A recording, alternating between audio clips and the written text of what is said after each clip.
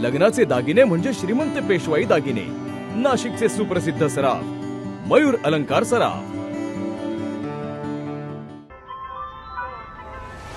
ताज्या बातम्यांसाठी नाशिक न्यूजच्या YouTube चॅनलला सबस्क्राईब करा आणि बेल आयकॉनला प्रेस करा।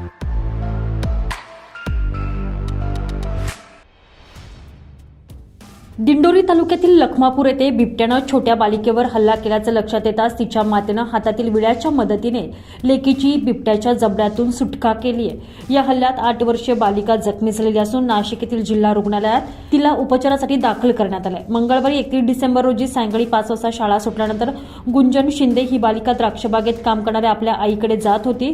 त्यावेळी जवळच टोमॅटोच्या शेतात दबा धरून बसलेल्या बिबट्यानं अचानक गुंजनवर हल्ला करत तिला ओढून नेण्यास सुरुवात केली। हे भयंकर दृश्य पाहून गुंजनच्या आईनं हातातील विळा घेऊन बिबट्याकडे धाव घेतली। तिला पाहताच बिबट्यानं तोंडात पकडलेल्या गुंजनला सोडून देत उसाच्या शेताकडे पळ काढला। मात्र या हल्ल्यात गुंजनच्या मानेला 2 दात लागले असून मोठी जखम झाल्यानं तिला तात्काळ खासगी रुग्णालयात नेण्यात आलंय। त्यानंतर दिंडोरी प्राथमिक आरोग्य केंद्रात हलवण्यात येऊन तिथे प्राथमिक उपचारानंतर जिल्हा रुग्णालयात नाशिक येथे पाठवण्यात आलेला आहे। या घटनेची माहिती मिळताच ग्रामस्थांनी घटनास्थळी धाव घेतली। बिबट्याचा कायमस्वरूपी बंदोबस्त करावा अशी मागणी ग्रामस्थांनी केली। एकीकडे गुंजनवरील बिबट्याच्या हल्ल्यानं सगळीकडे हळहळ व्यक्त होते, तर दुसरीकडे तिच्या आईनं केलेल्या धाडसाचं कौतुकही होत आहे। वनपरिक्षेत्र अधिकारी दिंडोरीचे वनपरिक्षेत्र अधिकारी सुशांत पाटील यांनी शासकीय दवाखाना नाशिक येथे जाऊन जखमी झालेल्या मुलीची पाहणी केली आहे। जखमी बालिकेची प्रकृती आता स्थिर असल्याचं संतोष सोनवणे यांनी सांगितलेलं आहे।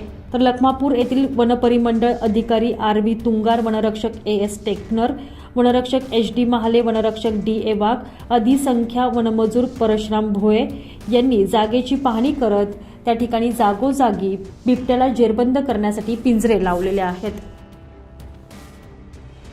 Bureau report, Nashik news, Dindori.